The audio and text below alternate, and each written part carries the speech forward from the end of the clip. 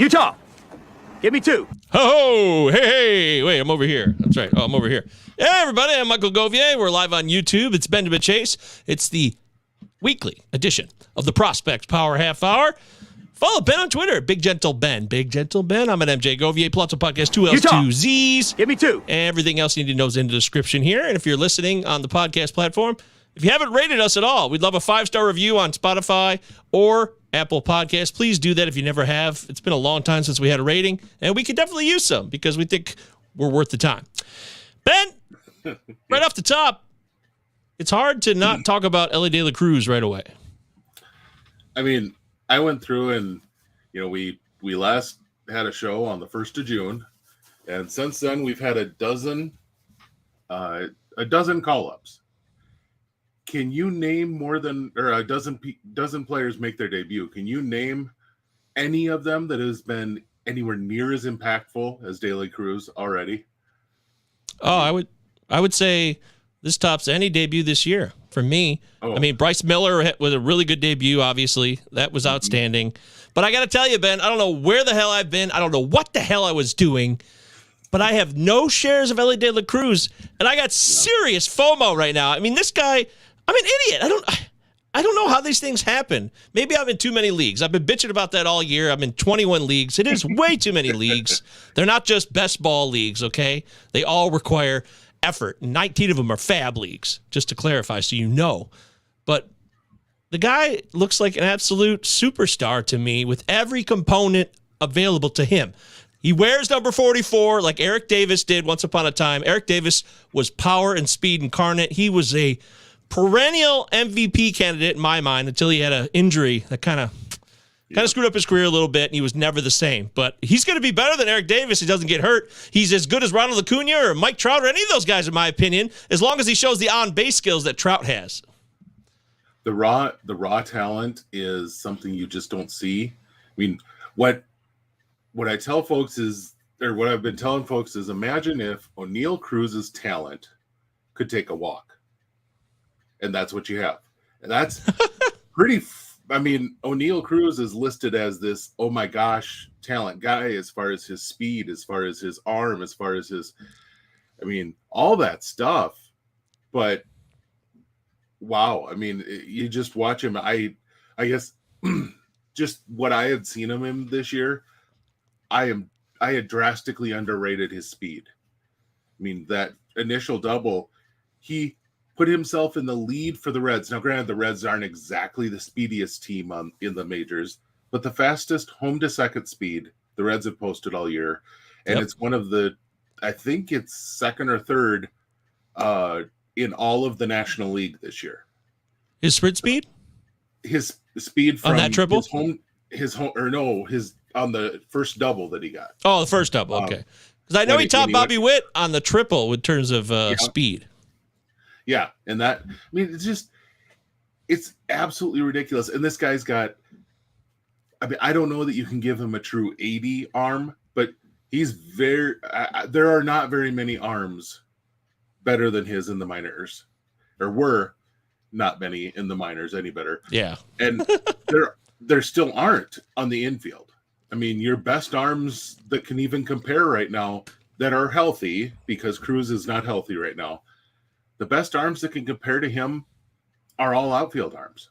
That's just what it is. And he's improved the body so much that he can handle short. He's struck out almost 10% less than he's ever struck out before this year, which is, that's a huge number. To drop 10% off your strikeout rate is huge. And then he's still taking walks at a decent rate. He's not going to ever, I don't know that he's ever going to be, just because the bat is such that he's got a little bit of, I don't know if you want to say loop to the swing, but he can definitely be exploited there.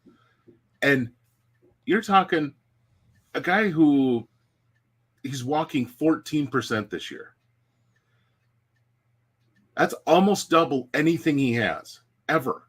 Like 7.8% during his time at high A last year was his best rate at any level that he's ever played at. Yeah, that could say two things too: that he's more feared now, and that he's improving with his batter's eye. Yeah, and the great part is he's not chasing. I mean, his strikeout rate this year, it's on balls in the zone. It's simply that he missed a ball that was in the zone. He's really not chasing to get these strikeouts. So say what you want about possibly having a high strikeout rate, but it doesn't look like so far that he's been chasing this year much at all either. And that's just ridiculous. I mean, to think about that kind of power, that kind of speed, that kind of everything. I mean, geez, it's just nuts to think about what this guy could be. And I mean, you don't want to start hanging stuff on a guy when he's got 2 games in his career. I mean, that's, you got to be careful about that. But in raw talent, I mean, I can't imagine another player who's at this level. I don't recall it. Now, he's not had the best day to day so far. He's got, I think the game might be over, but he struck out 3 times today. So, boo! It's terrible. But he also got his first steal today too. So, now he's got a home run and a steal on his tagline. Yeah. It's just kind of ridiculous to think about what this guy has done already in 3 games to show off what he has. In a points league, he's even more impressive. If you're playing in points leagues, he's got triples, doubles. He's doing a lot of different stuff. It's very, very exciting. Joe's here. Joe Lowry. Follow Joe on Twitter. He's been a guest on this show as well, part of our Next Big 3 series. If you ever missed the Next Big 3 series, we did all 30 teams. They're cataloged and locked in on our YouTube or in podcast platform of your choice. Hey, guys, pretty quiet on the prospect front lately. Must have been hard to come up with a topic today. Very good, Joe. That's just dripping with sarcasm there, ain't it? So. And Chad says, what's up, Chad? I got burned hard by friend of the show, Eric Cross, today. He tweeted out Austin Charles helium about 45 seconds after I made a waiver claim on him in my home league. I have no idea who Austin Charles is. Here I go. Ben, who's Austin Charles? Oh, goodness. I'm blank. I'm mixing him up with another Austin right now. I know that I am. That's why I've got to look this up, because I have a very strong feeling that I'm mixing him up on. Yeah, see, I was on the wrong guy. So, no. Young guy, just started in Arizona. And I want to say, late draftee, 20th round last year out of high school. Almost certain he was going to go to college. But yeah, I for some reason I had him mixed up with a guy from the Dodgers that has really had a solid season. And Joe's on it. Yeah. And I see he's another guy. He's just got holy crap raw tools. And I mean, obviously we're not talking like Elly or O'Neal Cruz type of tools, but the build isn't all that different. I mean, he's listed at 6'4", 215. That was probably high school, because he's bigger than that now. Probably another 10 to 20 pounds heavier, and not bad weight. And for sure, I think Joe mentioned he's 6'6". Yeah, at least he's added an inch or two onto that height. He might even be a little taller. I don't know if he's a shortstop long term, but he's not terrible there either. Interesting. It's really, I love his offensive ability, but one thing that I know that I've heard from a few folks who have seen him is his eye has a lot of work to go. And granted, we're talking a 5-game sample here, but in 5 pro games so far, he has walked 0 times and struck out 7 times in 22 plate appearances. So, got some work to do. Yeah. But once again, we talk about a guy like Elly. Elly spent however many years, he was in, he had COVID in the middle of this, but he started out 2019. He was good, but God, he struck out all the stinking time. And then he, had a couple teams in 2021, really didn't have a full season of games and showed some stuff, but still, again, struck out all the time, barely walked.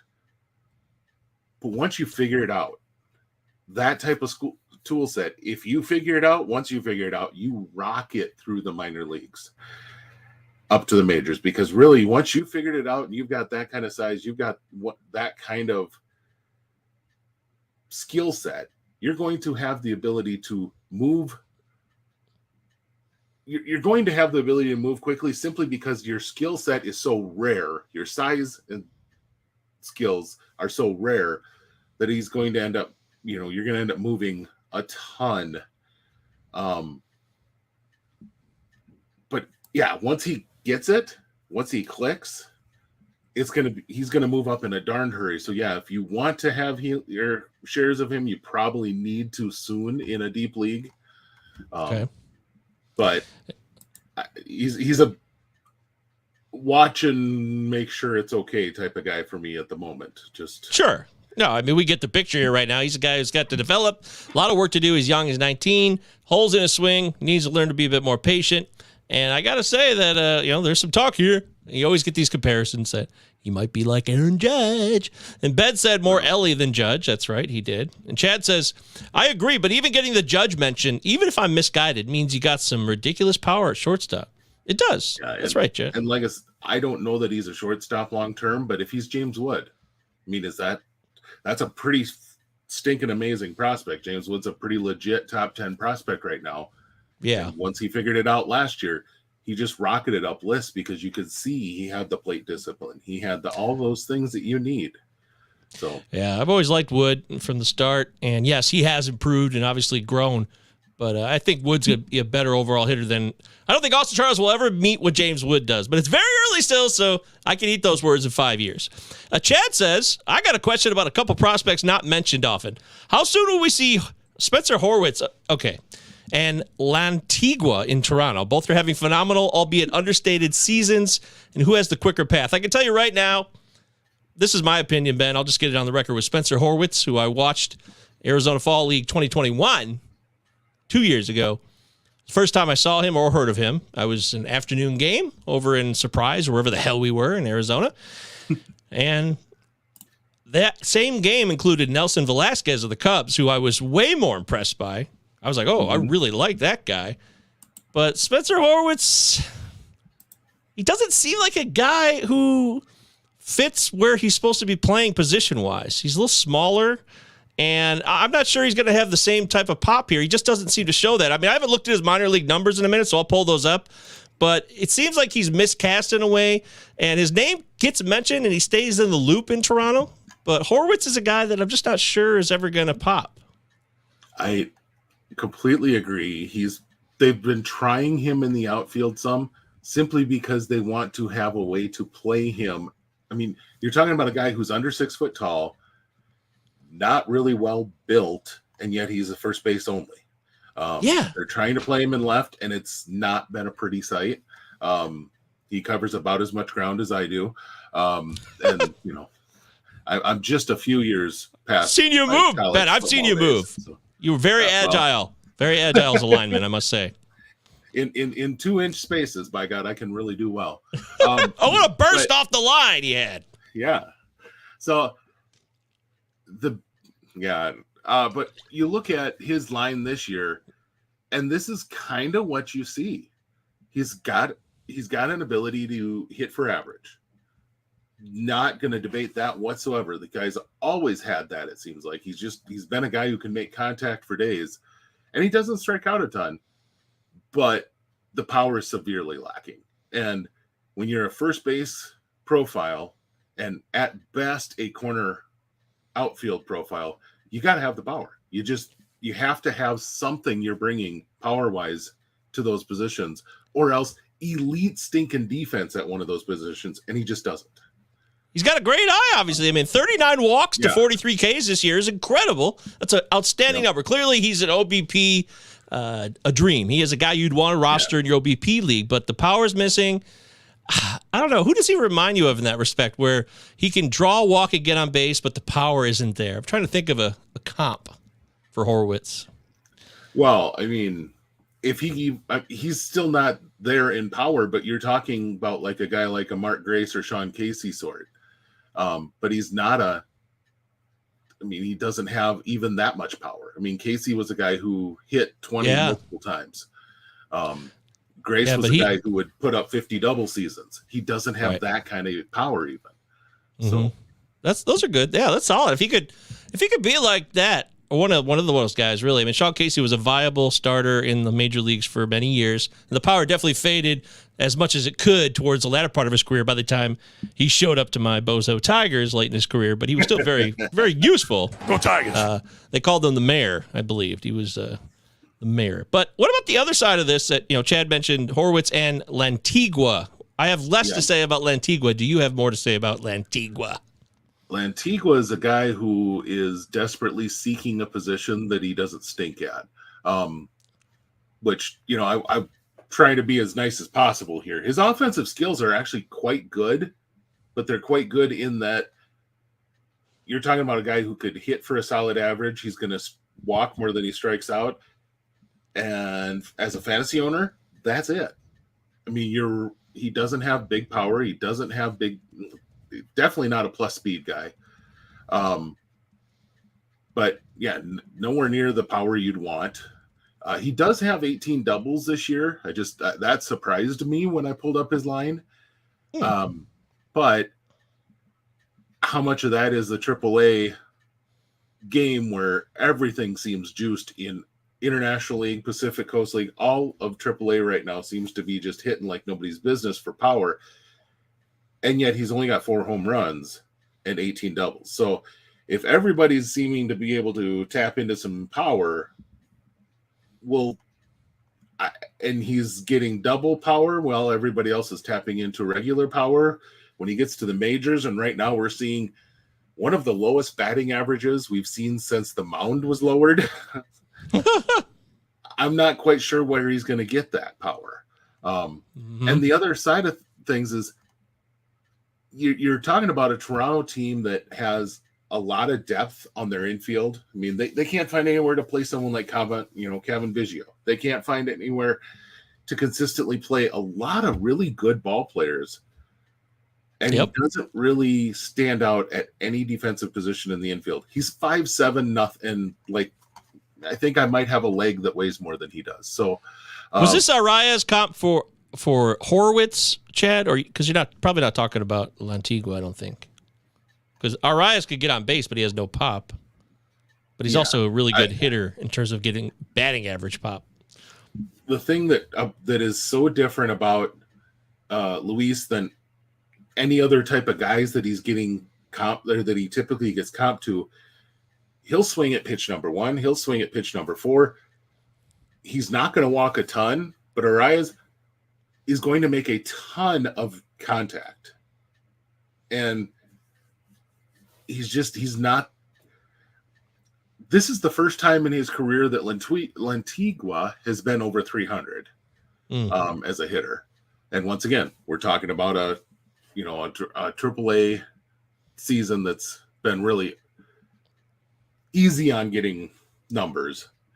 Okay, I have a mistake. In 2018, for part of the season, he hit 303. So full season number so far. Busted. He's never had a whole season that was over 300. So I looked at the numbers. But Horwitz, I mean, if you're talking Horwitz is the Arias comp,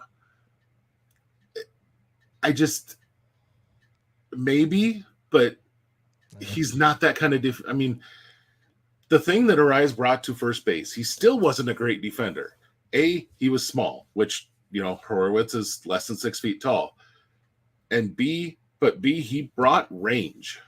He wasn't great at a lot of the things you want a first baseman to do, but he brought in a dimension of range that you usually don't see out of a first baseman, because he may be a subpar second baseman, but a subpar second baseman still moves left and right better than a first baseman, just in general. And that's what he brought to first base for the Twins last year. Horwitz isn't that. And that's the issue, is he's not that kind of guy, because you need to be able to, like we said, you need to be able to bring something defensively that's really valuable if you're not hitting big power at one of those corner positions. Damn right. That's the issue.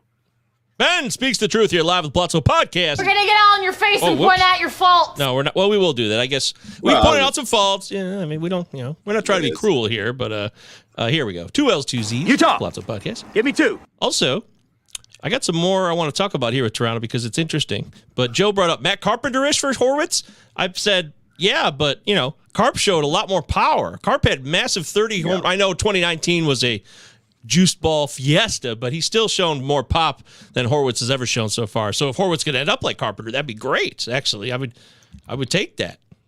I mean, you're talking about your absolute best environment, and you're talking about a guy who, yeah, in 2022 he hit for average, but he really, and I guess, okay, I lied. In 2013, when he first came up, if Horwitz could be a guy like that, you're talking Carpenter at that point, he led the majors in runs and hits that year and doubles. He had 55 doubles and only 11 home runs.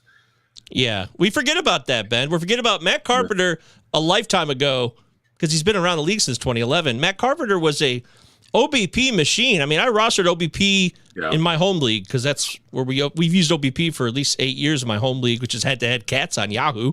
That's right, head-to-head cats on Yahoo. Never give up, never surrender. But Carpenter was always very valuable for a stretch there until about 2018. He started to fall off. 2019 as an OBP guy, and the power came later, and that was just a nice bonus when he had that big year with, I think it was like 37 dongs or whatever it was. So he altered 36 his swing significantly, and so that's the thing, is he changed his swing notably in order to get to that power. The strikeouts went up. And you saw him go from a guy who was he did hit almost 320 one year, but I mean, he was a legit 280 to 300 hitter, and all of a sudden he's 272 and then started to fall off quick to 241, 257, 226. I mean, that's the difference you see very, very quickly. Still walked a ton and always has. But now, I mean, just look at what he's putting up this year with the Padres, a 192 batting average, got a 303 on base, so he's still getting on base at a decent rate, but he changed his swing in order to get more power, and it's kind of fallen off for him. Yeah, you know, for his career, he's still a 126 WRC plus career. That's outstanding. That's really good. That's an excellent player to have on your team for 10 years. If you could have a 126 WRC plus, remember 100 is average for those of you that are unfamiliar. Also, Chad says, my thoughts go right to Endy, but with DeGrom out for the season, could it be lighter time? No. That because he's looking at who's the next. This is what everyone's doing now. Of course, we should take a look at this, Ben.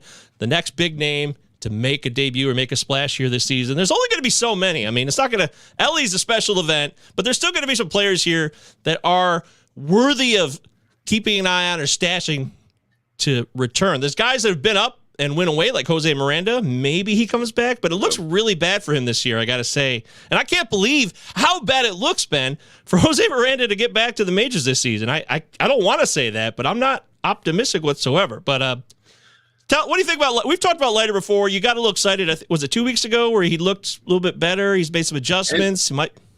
And he has, and he's continued those. But if we get into pecking order, Texas has a pretty solid AAA staff.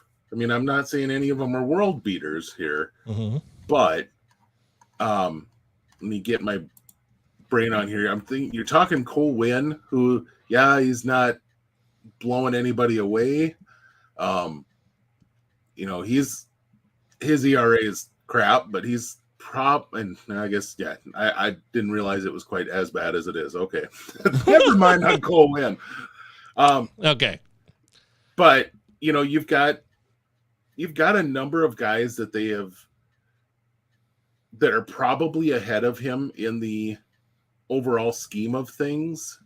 I would personally much rather see them give a shot to Owen White. He's in Double-A.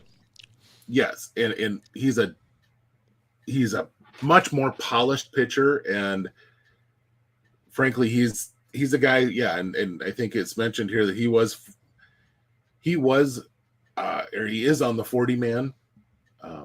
But I like him a lot as a pitcher that could come up and not hurt you. Maybe not be elite, but not hurt you as a pitcher. Like a Fought? like Fott was supposed to be. Yeah. Right. If Fott had pitched better. Well, and what the expectations for Fott should have been. Yes. Well, we covered that. Versus where it went. So, right. I mean, yeah. And, their AAA roster, they got a bunch of guys who are kind of you can toss them aside pretty easy. A Kyle Cody Bradford's just a guy. And that's not discounting that they have a chance to be a major leaguer. It's just, that's who they are. James Marvel, another guy he's been up before. He's just kind of there. Yeah. But their AA rotation has a number of guys and a couple of them on the 40 man already. So, well, we talked about it last week in a way, but is it absurd to think that AA might become more common? Should we look to AA a little bit more for call-ups now than we have in the past? Or are some of these situations kind of just fluky where there's an opportunity and there's a need based on that specific position? Like with you think about some of the AAs. We talked about Bryce Miller of the Mariners, Yuri Perez of the Marlins. Anybody else that comes to mind this year that came up from AA? I think there's a few more, but are these flukes or just possible trend where there's going to be more aggression? And as we talked about on last week's show, the Jerry DiPoto saying that, or was that in the Discord? Somebody talked about Jerry DiPoto would skip AAA entirely because it's a nightmare for pitchers. So should we maybe focusing on AA to look for pitchers more than hitters? That's where it comes into what organization. Okay. You've got what's your organization? Because somebody made the comment on one of my podcasts I listened to this week that there is not a single top 100 pitcher in the Southern League, in AA Southern League. Wow. They wanted to get guys out of there in a darn hurry. You saw how quickly Smith-Shawver moved up and passed there. That's right. Smith-Shawver. Yuri, they promoted Yuri straight from there, but there was some discussion that perhaps they didn't want, and Yuri had actually struggled at that level to some degree with that tackified ball. So Two Angels got the call for AA as well, as Joe mentions here. And I think it depends. If you're in a Pacific Coast League ballpark, there's a very good chance you want to bump your guys straight up. The only other thing I can see there that might, be a little bit different is if you end up having, a team like the Diamondbacks, they might have the most hitter-friendly AA park or most friendly minor league park of any park in the minors with their AA park. So going to Reno in the Pacific Coast League really isn't a big difference for their pitchers. Okay. So it's team context specific, like you said. Yeah. Okay. Well, that makes a lot of sense about the transitions, the parks. You got to look at all this stuff. You guys got to go in and look at, hey, which of these parks is more ridiculous than the others and which ones are less so when it comes to giving up power and a lot of dongs. And Joe said Ben, discussed him last week, but Ben Brown would be fun. Yeah, we've talked about Ben Brown a lot recently. Chad said, would it be more likely we start seeing bumps from single A to triple A more if the aggressive AA to MLB moves aren't working out? I think you're completely going on context there because like the Smith-Shawver thing, he was a guy who had all kinds of elite raw pitch talent. And you knew that once he figured out the control of it, he was going to rock it through the system. Yes. And it's kind of like you want to get on the hitter side, like we had talked about with Elly. Elly was just kind of trying to figure out how to control the strike zone. Even though he was striking out still striking out a bunch last year, it was a matter of being able to control the strike zone and make contact throughout the strike zone. And once he did that, he rocketed up. That's right.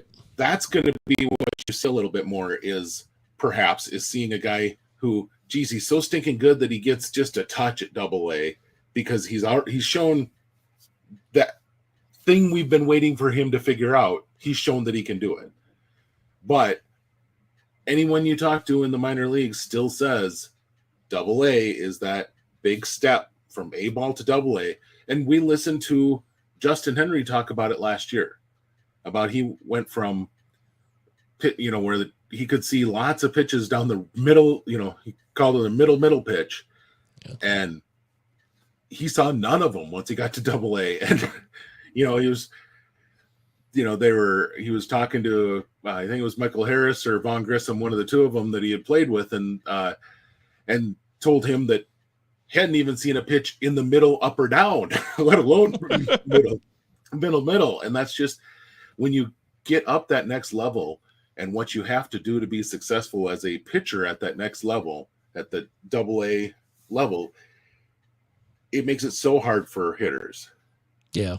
But pitchers, you might see some more of that, because once they've got that control figured out, and especially if there's something goofy going on at a certain AA level, every level has different tricks they're trying out for the Major League Baseball.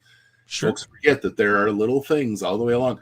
The pickoff rules that we have in place now, there were variations on those pickoff rules at every level last year. You could you could go from A to low A to high A, and there'd be a different pickoff rule. Then up to AA, and there was a different pickoff rule. So these guys have had adjusting pickoff rules, but they've had to deal with pickoff rules throughout the last couple of years. Yep. Hey, I'm with you on all that. That makes a lot of sense to me, guys. It's always about context. Context is key here on the Palazzo Utah podcast. Give me 2. 2 L's, 2 E's, 2 E's, 2 Z's, 2 L's. Yeah. Yes, I don't know. By the way, me and Leanne are actually looking at an apartment complex. I'm not kidding. It's called the Palazzo with 1 L. So it'd be pretty funny if we end up there. It'd just be full circle. Palazzo. That's right. There's the Palazzo in Vegas. I always notice that every time I go to Vegas. I'm like, oh, there it is. I take a picture of it. That's with 1 L. So Palazzo, 2 L's, 2 Z's. We're unique. Joe says, from a hitter's perspective, are we all in on Cowser watch? Now that Elly is up. Yeah, Colton Cowser watch. Maybe I'm going to say the same thing about Colton Cowser in a month, Ben, where I'm like, oh, man, I don't have any Colton Cowser shares, and I don't get to enjoy any of this. But I don't think that's going to be the same case as Elly De La Cruz, but no. Cowser's legit. He's probably the next. I don't know if I want to say impact, because I think he's going to be a guy that won't hurt you as much as he is an impact guy. But at the same time, he's going to be a guy that you want to start once he does come up. If you want to get beyond that, Jackson Chourio is probably your next guy who's got some established AA time. Milwaukee has had plenty of opportunities already to push him and has not. There's a reason. Remember that this guy is still 19, 20 years old in AA. The other one to look at very well could be, the other two to look at could be Evan Carter and Pete Crow Armstrong.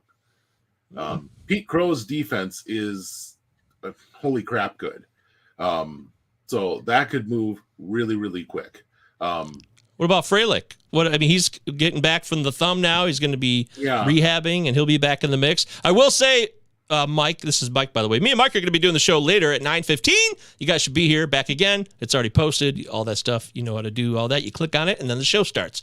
Anyways, Frelick has got on the mend from that UCL. Not this UCL, but the other. There's more ligaments that we care to know in our body, and his thumb got ripped. I've actually done both. It's really funny. I've torn my UCL in my elbow and my UCL in my thumb over the same year. It was just a bad year. Maybe it was a sign it was time for me to move on from playing too many physical sports, because I was still playing tackle football and I was almost 30.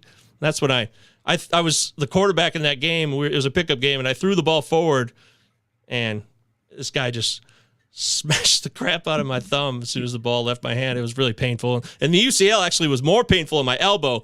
I was trying to throw an outlet pass on a rebound in a pickup basketball game when I was a senior at Michigan. So I'm throwing a football pass down the outlet. Mm-hmm. This is a pickup basketball game. This guy stops me dead in the hardest point of my throw from behind to stop the ball. And it snapped, and I screamed. I jumped up and down. I didn't know what to do. I was just jumping up and it was really bad. And that took a while to come back from, because I didn't have surgery. I had to let it just kind of do its thing on its own. But at any rate, nobody cares about my. I shouldn't be laughing. That's just rude. No, it's hilarious. I wish we had that video of me freaking out from that, because that was really painful. But my point being here is that Joey Weimer is on fire now. He's really heating up. He hit 2 dongs yesterday, and now that makes things more complicated for any other Milwaukee outfielder. Willie Adames is back. He hit a dong. I think the Milwaukee offense is going to really move upwards now in a positive trajectory because they've been so bad. So that's bad news for Elly. And you got Urias back too, Luis Urias. Right, exactly. So they have more of what they wanted to be their starting opening day lineup there. They also optioned Terang. He went down finally. Yes. So that's been a bummer for some of my leagues because he was kind of a nice little guy to have on your team. If you want to look at maybe some guys, I honestly think your next guys that could be quote unquote impact guys that are going to come up are pretty much all arms. I mean, I don't know how quickly Kyle Harrison will come up, but he has looked a lot better lately, and he's still among the, K per 9 leaders in the minors. You've got, once he gets healthy, Tiedemann's got to be in thoughts. What about Mauricio, Ronnie Mauricio? Do you think he's got a spot up there? The big question is going to be, where do they play? That was my immediate thought. I would love to see him work in the outfield because I think offensively he could really help that team, and he's got the general athleticism to where he could work in a lot of other places. I just don't know. He needs to get reps out there before they're ever going to do that. Yeah, that's true. But the other, you're going to have guys like Mick Abel, like Andrew Painter, Gavin Williams. These are, as far as impact offense, I have trouble seeing a guy right now. Tyler Soderstrom might be. I was just trying to think of who's at AAA.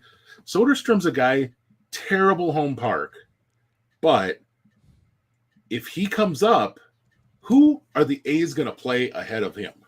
I mean, he's got so much more talent than anybody in that A's lineup right now, let alone, if they're willing to, start the clock on him, he's going to play every day.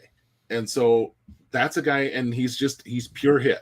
He may play some catcher, most likely going to play a lot of first and DH. That's probably your biggest impact bat to watch rest of season. But there's obviously that could be good. CES, I mean, or do you think CES is going to be blocked here now unless there's a move? Because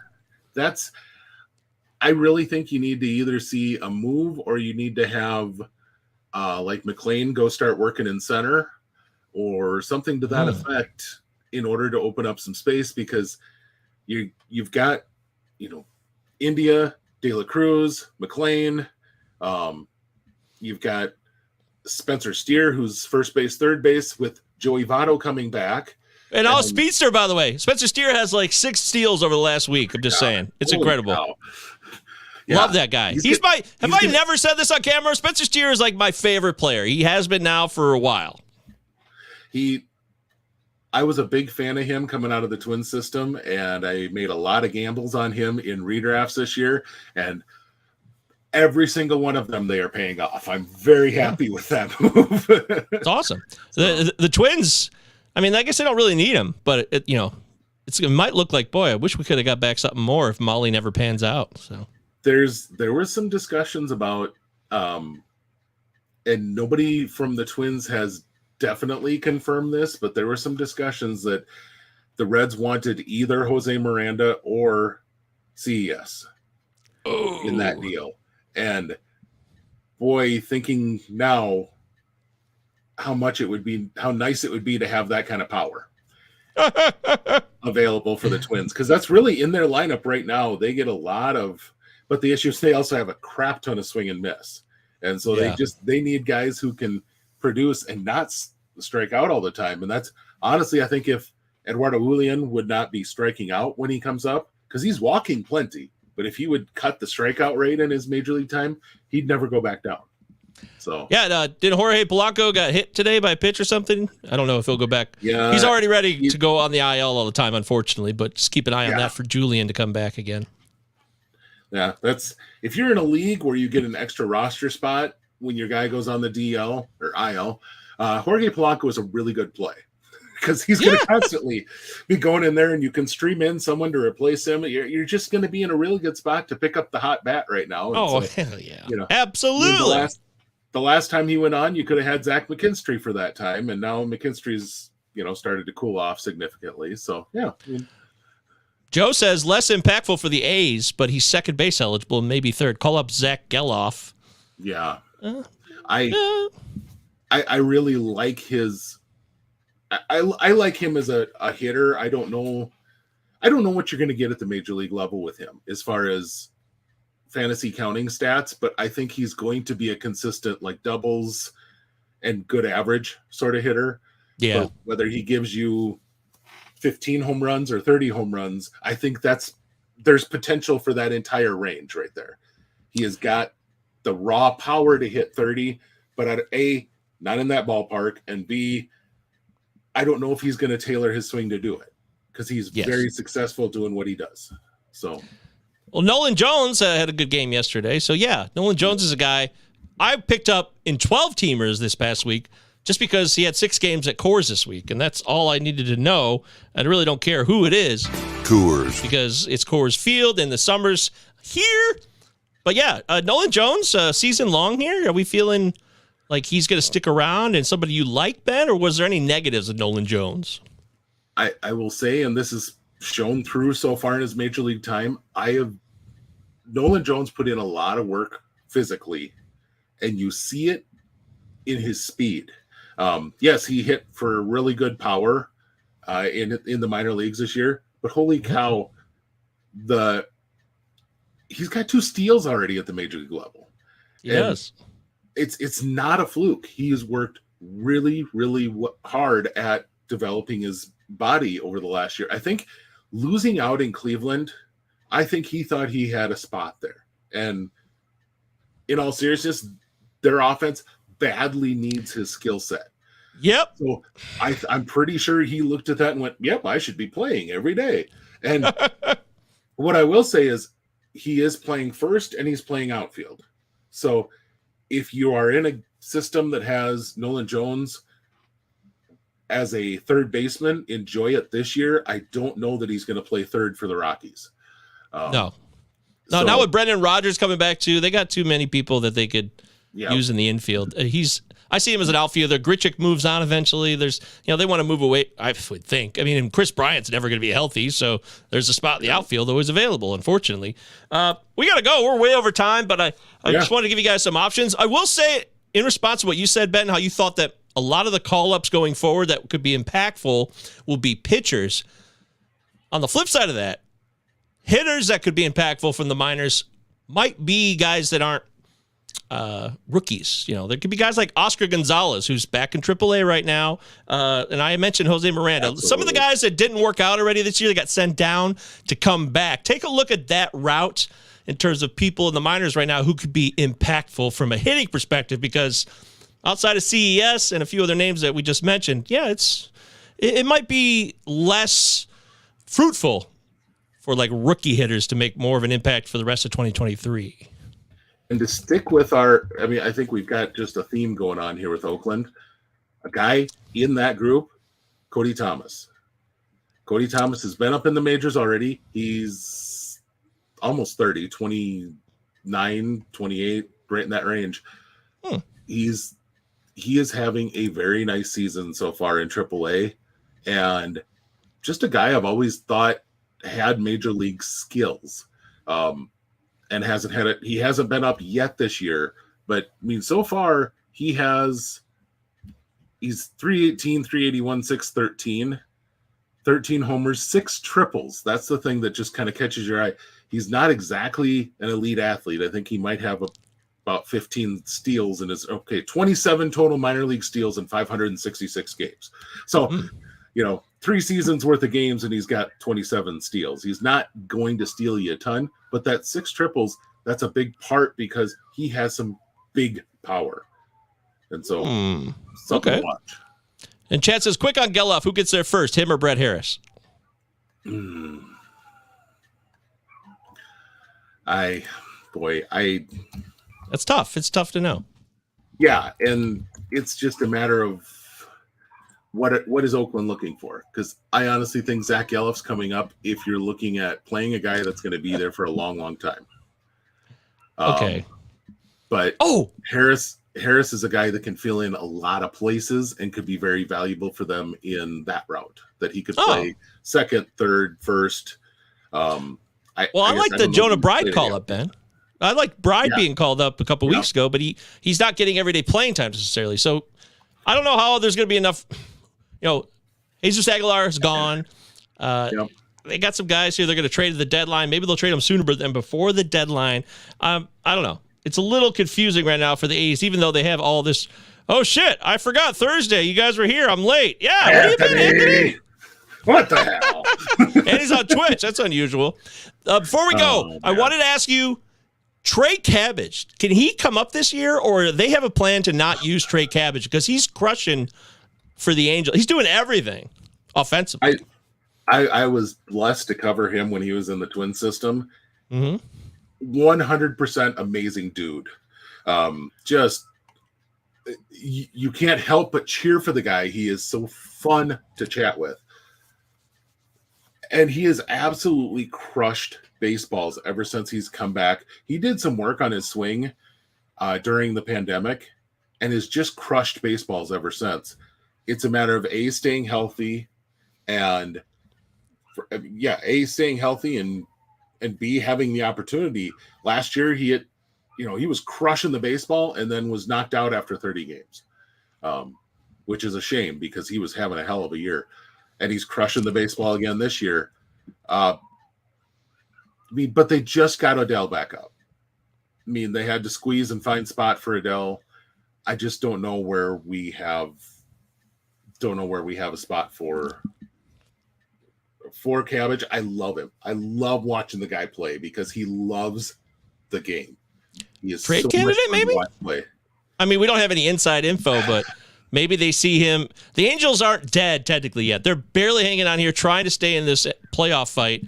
Trade Trey Cabbage to upgrade the Major League roster because you want to impress Shohei. You want to keep Shohei. Yeah. I don't know the mindset over there. We should probably talk to our pal Taylor Ward, the other Taylor Ward, see what he thinks of all that. So, well, my big question there is, what do you get for Cabbage? He's a guy who's 26 already. He's 26 in AAA. But if he's ready, Ben, then he could come up to a Major League roster right now. He's showing that he's ready. And if another team says, hey, that guy's ready to go. I know he's 26, but I've got a couple more years of control on a guy who could provide us with legitimate offensive firepower. And I guess I didn't realize this until I just looked it up here. He's played almost all of his games this year at first base. So that's a different thing for the Angels, because really the Angels right now are not killing you with how things are going for them in the infield anywhere. Let's be honest, their infield has just not been producing a lot at all.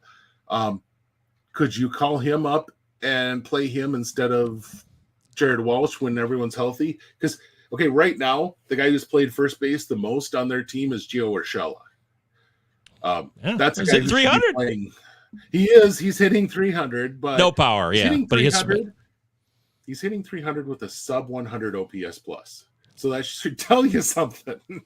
Yeah. Hey, for people like me who are desperate for cheap batting average, I've used him where I've needed it. So, but I guess I didn't realize Cabbage was playing so much first base. That might make some sense down the road for them to bring him up to play some first base. But once again, you just called Joe Adele. I can't combine the two names. I get O'Doyle. O'Doyle rules. All right, dude, you're getting Adele. Yeah, there you go. You guys remember that commercial? That was a really annoying commercial for a long time. That was for a long. Both of those were that. Everything we just did there was annoying. I think Renfroe not being fully healthy helps give Adele a shot, but then after that, I just don't know where they find the spot. For Cabbage, but I think he really would be good.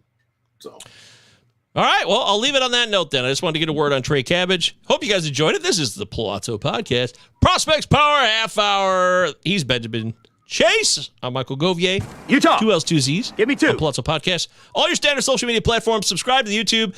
We got a huge boost in subscribers. We're up to 450 suddenly. We were at 390 the other day. I don't know what happened. I have no idea what happened. Because you know how hard... All I can say is, wow, great. Thank you. Cool. That's a big boost, and we appreciate that. Yeah. Keep subscribing. 5-star review on the show, on the podcast side. Follow Ben on Twitter, Big Gentle Ben on MJ Govier. All of you wonderful people in the live chat. I expect you all to come back at 9:15 when Mike, MKB Fantasy on Twitter, joins me. We talk about more fantasy baseball goodness. Good show, Ben. Yeah. Bye.